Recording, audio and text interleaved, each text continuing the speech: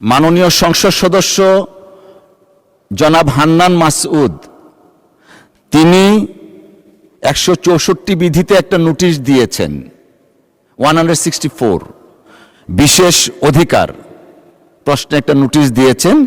সেইখানে আপনি যেহেতু এসছেন আমরা একটু সময় নিয়ে আবার নোটিশটা পড়ি, তাহলে হান্নান মাসুদ সাহেবকে অ্যাড্রেস করা যাবে।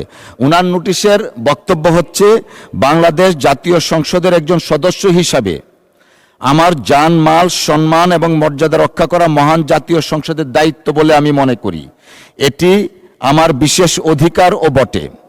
বিগত 25শে ফেব্রুয়ারি 2026 ইংরেজি তারিখে নির্বাচন পূর্ববর্তী ও পরবর্তী সহিংসতায় ক্ষতিগ্রস্ত পরিবারকে দেখতে গেলে আমার গাড়িবহরে আমাকে হত্যার উদ্দেশ্যে সন্ত্রাসী হামলা চালানো হয়, যার প্রতিবাদে জামায়াত এনসিপি সহ বিভিন্ন রাজনৈতিক দল বিবৃতি প্রদান করে।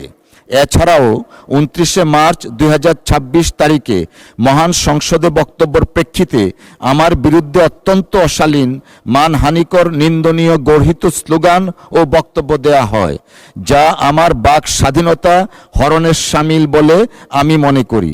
অনলাইনে বারবার আমাকে হত্যার হুমকি দেয়া হচ্ছে। এটা হলো ওনার নোটিশ। আমাদের বক্তব্যটা এমন, মাননীয় সদস্যের উত্থাপিত বিষয়টি অত্যন্ত দুঃখজনক।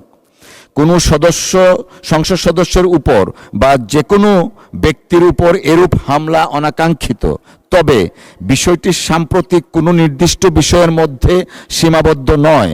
এছাড়াও মাননীয় সদস্যের বিরুদ্ধে কে বা কারা এই ধরনের বক্তব্য দিয়েছেন তা নোটিশে স্পষ্ট নয়।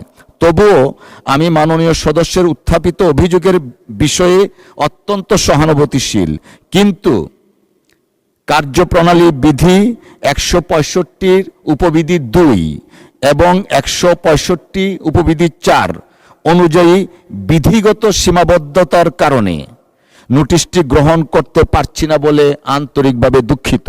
তবে আমি মাননীয় সদস্য জনাব আব্দুল হান্নান মাসুদের নোটিশে উত্থাপিত বিষয়ে কার্যকর আইনানুগ ব্যবস্থা গ্রহণের জন্য মাননীয় স্বরাষ্ট্রমন্ত্রীকে অনুরোধ জানাচ্ছি।